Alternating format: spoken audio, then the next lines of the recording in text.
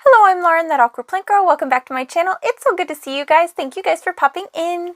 Today, I have a lot of stuff to do. I always have a lot of stuff to do and everything is always a mess. So if you're into plants and you like that lifestyle, definitely subscribe. Today, we have to take care of some Alocasia and I have to clean up my little plants on boards area. I haven't touched any of that area for a really long time. My plants are starting to suffer because it's getting colder here and the heater can only do so much. I have a radiator heater, which I highly recommend. Radiator heaters don't dry up your air as much as other heaters do, so if they have the ceramic plates, they soak up all that humidity and that moisture and it dries out your air a lot. With my tropical plants, I don't want to mess with that. But the radiator heater does not keep things as warm as other heaters that were stronger and have the ceramic plates would. Most of my plants are doing okay, but the Alocasia in particular are the furthest away from the heaters and they're actually right next to a window and they need a little extra help. So I'm going to change up how they are. We're going to repot them today. We're going to get them a heat mat. I'm going to take care of my plants on boards today and kind of trim up all the dead foliage from the summer. Yeah, like I said, we're a hot mess here, always, all the time. It's definitely not neat and perfection, but we have fun with it, which is the whole point. Let's get into it. Alright, so here are all my Alocasia. This is an Alocasia Frydek. You can tell from some of the spots on these that they suffered some fungal damage. I did have to remove quite a bit of leaves because they suffered fungal damage in a terrarium I had them in, and they're just not doing so well. But over here in the cold and whatnot, the fungal issues have kind of gotten taken care of, but there's definitely been some leaf loss. I've let them dry out way too much. This one's totally got root rot. I can tell by the curling of the leaves. So we're just going to have to clean this up and take care of this. Contrary to the Alocasia, this Miranda has been doing really well. It's just growing prolifically. It's got its huge leaves back and I'm just really pleased with that. So there's a little bit of a win there. And then over here, I do need to change the plug. And that was mainly what I was going for, was to change the plug. And then I noticed there's a whole bunch of foliage down here, older leaves, because it's grown so much. So we're just going to clean this off since I've got to move everything anyway to get this plug redone.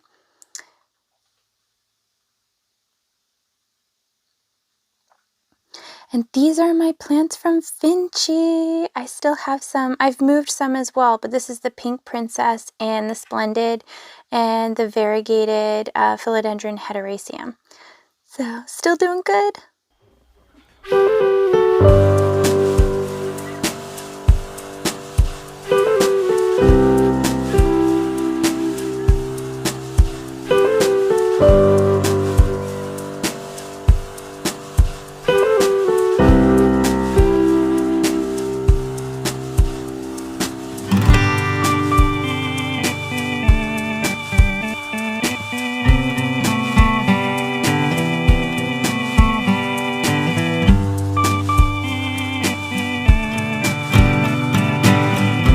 Over here is where I ended up putting them, just kind of behind the camera here. I've got the Prince of Orange. It's a little bit better lighting over here, so you can kind of see how big everything is.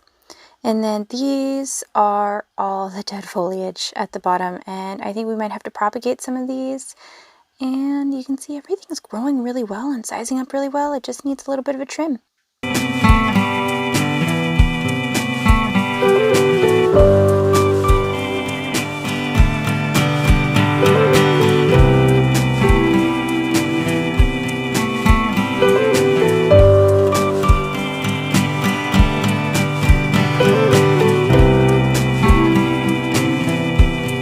And here we have the aftermath of the destruction, and these are actually sizing up so well. I'm really impressed with these, so excited.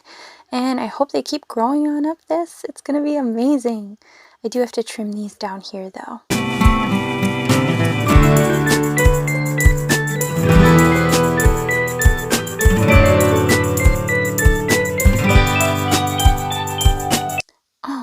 So I did want to show you the silver sword. I did chop it back quite a bit in the summertime. Towards the end of summer, beginning of fall, it got rust and I had to chop it all the way back to the base. These are the little ones that are unfurling here. They're a little cranky because I did not give it water for a while, but we'll give it a good drink and it'll be fine. And then the Scindapsus I put here as like a placeholder to climb up this board, and it's already starting to attach to this one and sizing up. And then over here, I am going to have to propagate this, I think, because if I leave it going down, it's just going to keep on, it's going to just lose its color, its variegation, and this will be a nice thing to propagate. This is a Marble Queen Pothos, or Marble Queen Epipremna. There's a little bit of dead leaves over here. The aftermath. It's like a wave of destruction came through. It's crazy. I've got to clean all this up. I guess that's the bonus when you have to move things around. You're just like, oh yeah, there's a big mess. Let me just clean everything while I'm at it. I don't know, maybe it's like ADHD or something, but whatever works. Just getting it all squared away.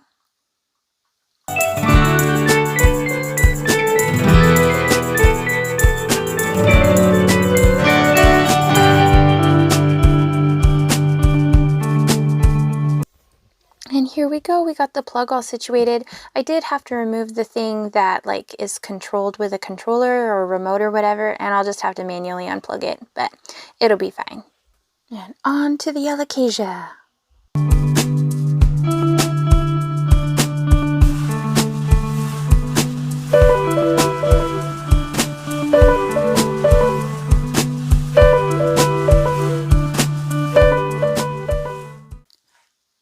Alright, so this is my little repotting station on the floor right now, just because I've got to clean off my other little table.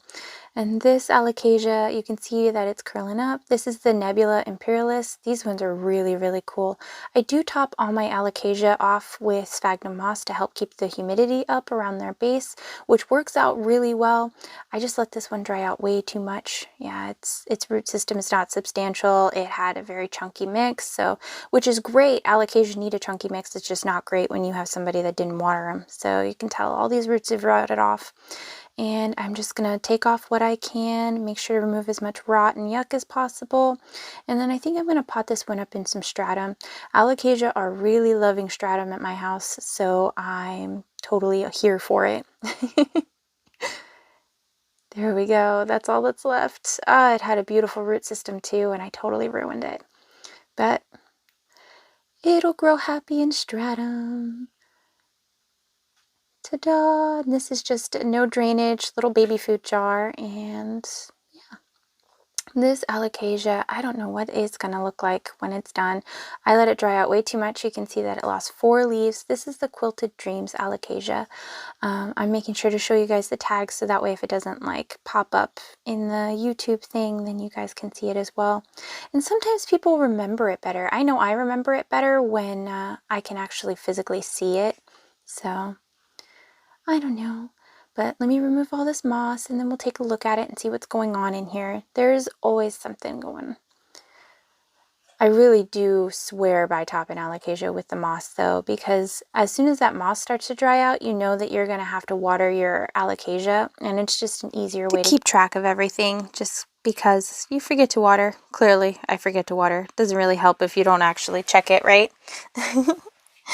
So I'm just undoing everything and looking for corms while I'm going through, and this is basically the process. It's always comforting to find a bunch of corms, because then if this one plant doesn't make it, then you know you'll be good with the other. You can grow it again. It's not that big a deal. So, but in the center you can tell this was a plug. There's a bunch of peat, and I'm just trying to see if maybe some corms were in there as well.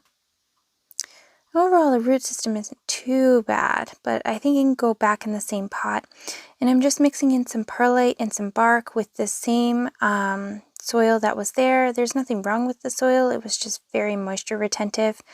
And heat plus moisture retention can lead to bacteria and rot. So, and then we're just going to tuck this all back in and make a little blanket. There we go, all cozy in your nice little Alocasia pot.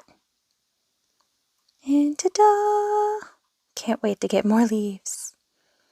And this is that Alocasia Black Velvet. I love the veination on this one. I just messed up hardcore by not watering it and not taking care of it the way I should. I have rehydrated it and everything, so that's why a lot of these are not super dry. I watered them the day before and made sure that they would be all good to go. And just looking for corms. I think everything that would have been in here is really rotted for the most part, honestly. So it looks like just this little one. We're just going to tuck it in stratum, and Alocasia loves stratum. It's going to come back just fine. And then I did find a couple of corms, but I don't think they'll make it. They're soft and rotted. This is Alocasia aslanii. This purple veination, the camera's not picking it up, but it actually glitters. Like full-on begonia sparkles, man. It's amazing.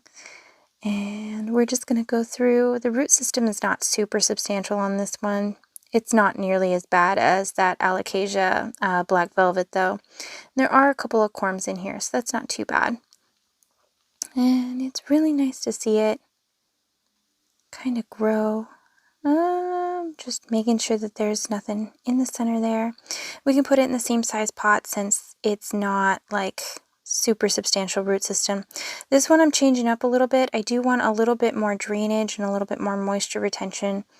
I do want to pay attention to this one a little bit more, and it doesn't seem to have super enjoyed the soil mix, so I'm just going to make it a little bit more well draining. And I'm going to mix the perlite and the bark and everything together, and I put it in there, and then I topped it with sphagnum. And that is the plan for that one. This is a chantreurii. I love this. Look at the scalloped edges. Oh my gosh, it's like the coolest dragon scale shield ever. And this is why I like to top these with moss, because you can see these extra root systems growing. So if I ever had to chop and prop for whatever reason, or if it started rotting from the bottom up, then you have that extra root system there to kind of cover you. This root system is what a healthy root system should be looking like.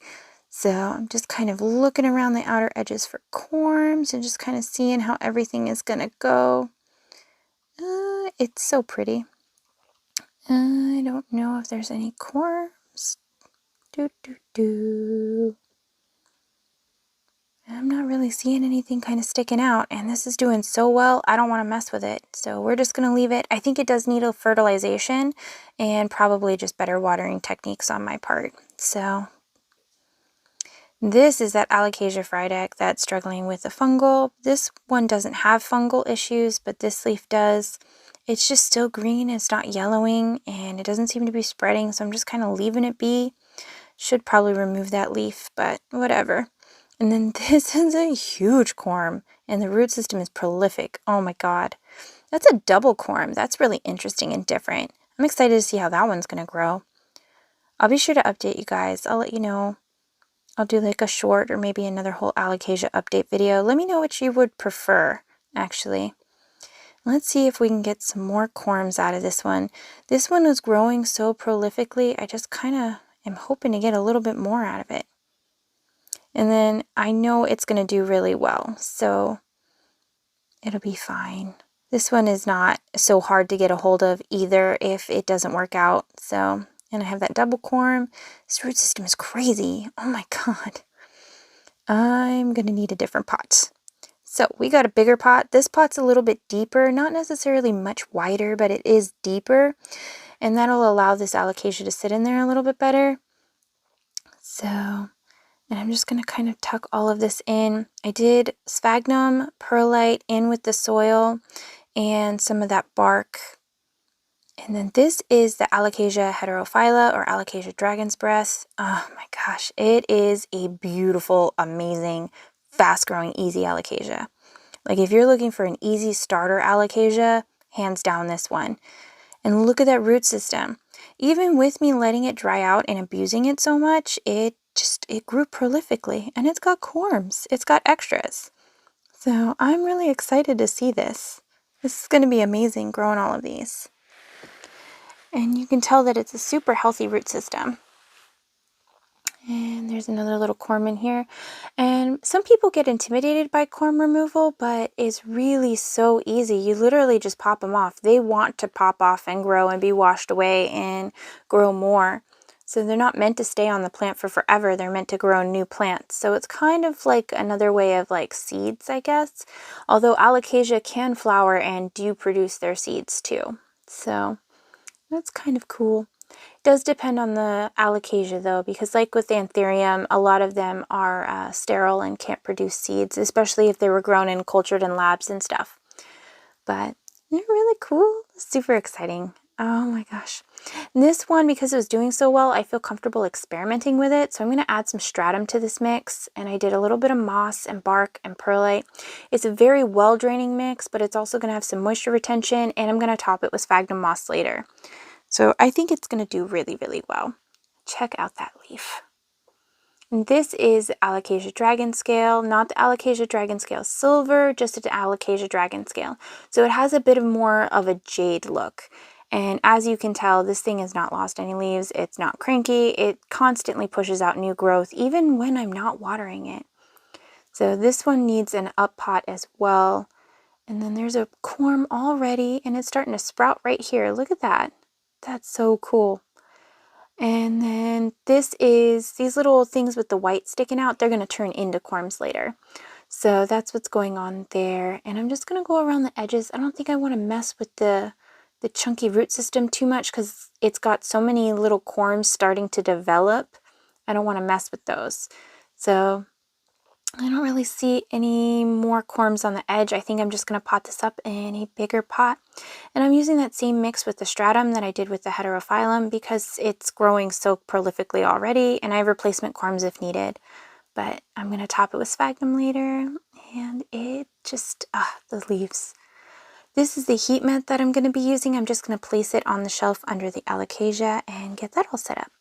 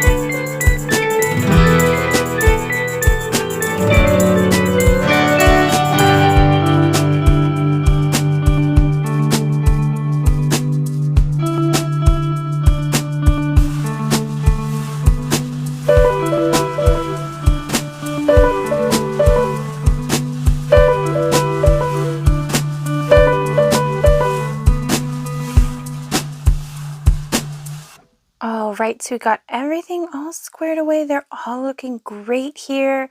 I put this little tray under here and the heat mat so that I can hold some water. They can really get bottom watered and soaked up, and then that water won't ruin the heat mat.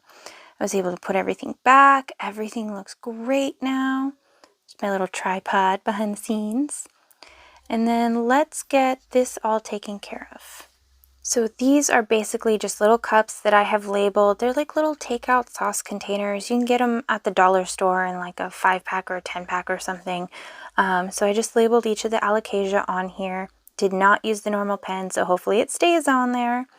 And then I've been soaking all the corms in water as they came out of the Alocasia, so that way they were not drying out too much, because sometimes that can cause rot with your Alocasia corms. You don't want them to dry out too much. And then the medium I want to propagate them in is stratum, which is, it's called like plant caviar is the nickname for it, because it's just little tiny clay volcanic rock balls. If you're into soil and substrate, you're probably smacking me in the head right now. But yes, it's volcanic substrate basically. And it will break down slowly over time, but it's generally for terrariums and for aquariums and for underwater plants. And it is infused with a fertilizer so that it'll help the underwater plants adjust and whatnot. For some reason, these Alocasia freaking go gaga for it. They love it. So they absolutely thrive in stratum, and it's like the #1 substrate I love to use with Alocasia now.